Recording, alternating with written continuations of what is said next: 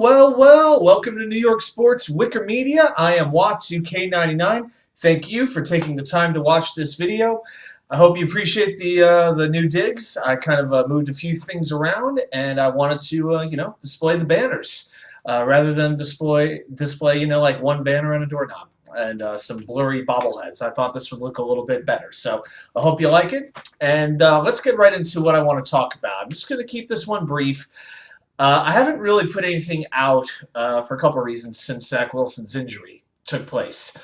But now we know the expected time frame of recovery is about 2 to 4 weeks. The Jets are not going to rush him back into starting action, nor should they. Week 1, I'm expecting Joe Flacco to be the starting quarterback at home at MetLife Stadium against the Baltimore Ravens.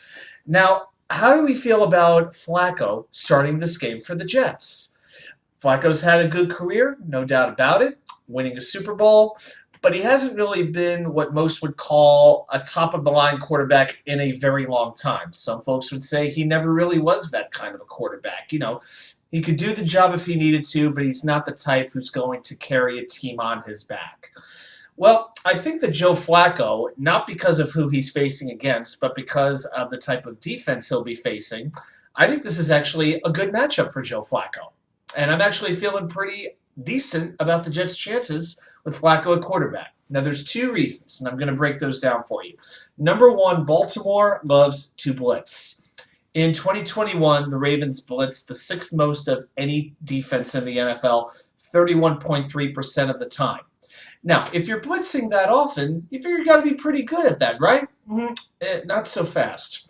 The Ravens allowed 8 yards per play when they blitzed. They allowed 12 touchdowns and forced just 3 interceptions on blitzing plays. Now, when Joe Flacco goes against the blitz, in his last couple of seasons when he started, he has a 138.1 quarterback rating against the blitz. So he's good at reading defenses. He's good at getting rid of the ball.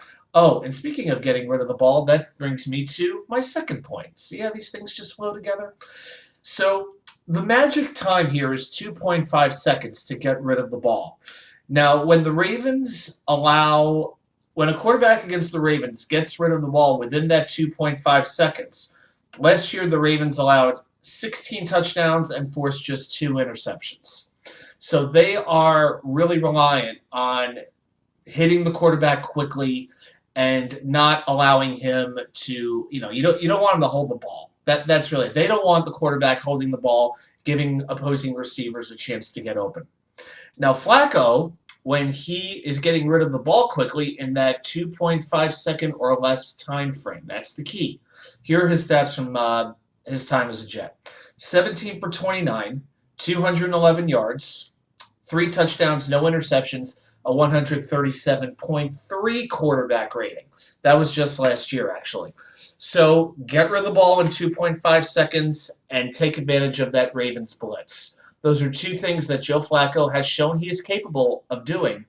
And if you want to talk about last season or even the year before, remember, he was throwing to Denzel Mims. He was throwing to Rashad Perriman. He was throwing to Ryan Griffin.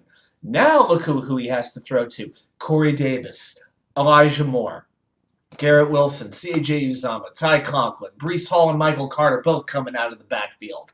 It's actually pretty exciting when you think about it. So, of course, I don't want to see Flacco be the starter for the long term, but for this game against the Baltimore Ravens, he may be what the Jets need to win that first September game since Sam Darnold's first game of his career when the Jets beat the Lions on Monday Night Football. Thanks very much for watching, everybody, and I'll see you back here from you-know-where, the Wicker Chair.